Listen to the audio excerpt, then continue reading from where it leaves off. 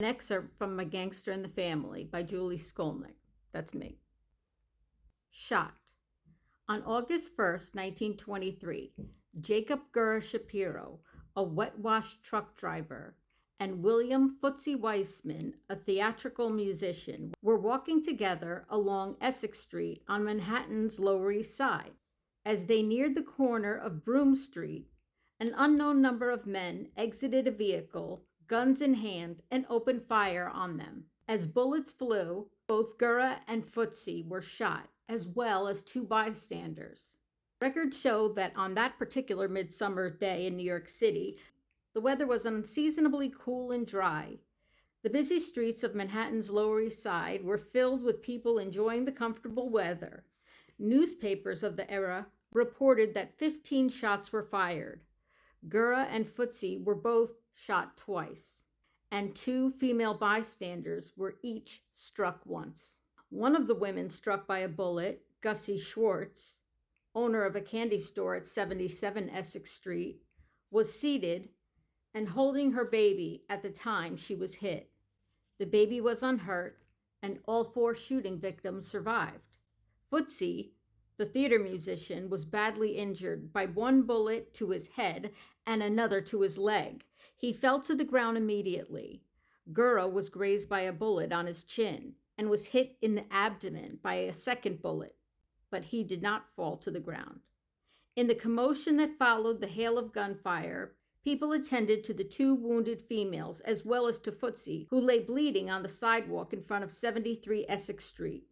When police arrived on the scene, witnesses were only able to describe the shooters as men. While Footsie was transported a half a mile to Governor's Hospital, located at 227 Madison Street, nobody seemed to know where Gurrah had disappeared to. Police were eventually able to talk to Weissman at the hospital despite him being badly injured. Footsie told the officers he did not know who had shot him, and he denied knowing the man, who witnesses said was walking with him and had also been shot. He managed to tell another lie to the police, although not a particularly believable one, when Footsie said he had just arrived at Essex Street by taxi, having spent the day at Coney Island, when he was shot by his unknown assailants. William Footsie Weissman accurately gave his address to the police as 540 Suffolk Street. Later in the evening, police did eventually locate Jacob Gurrah Shapiro 2 miles from the shooting site at Postgraduate Hospital, 303 East 20th Street, at the corner of 2nd Avenue, where he was being treated.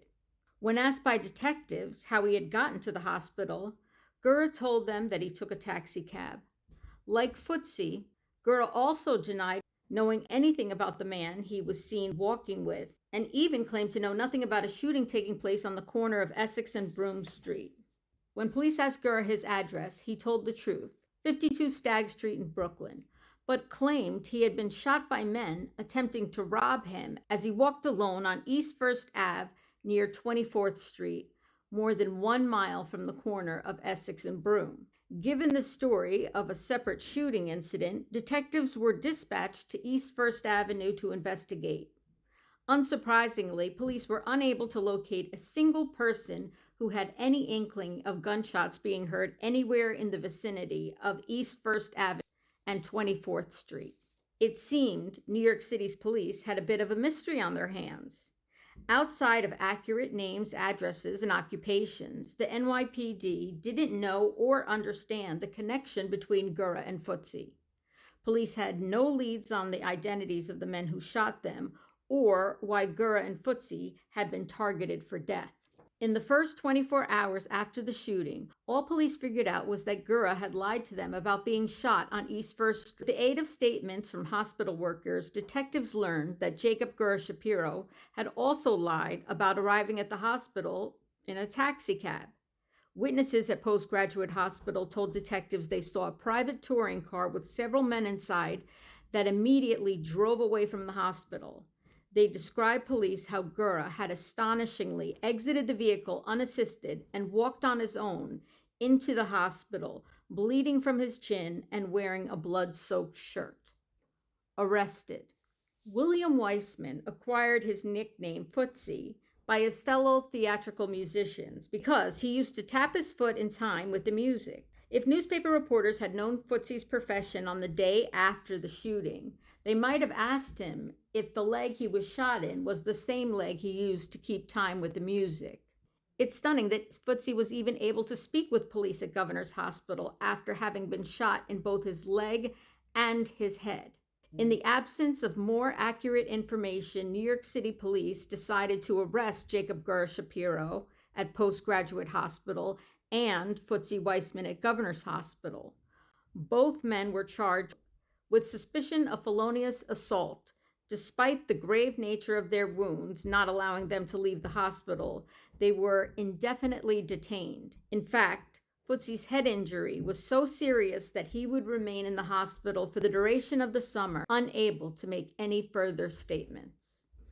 Jacob Shapiro, known to his associates as Gurrah, was born in the town of Uzlian, 15 miles south of Minsk, in what was then Russia and is now Belarus.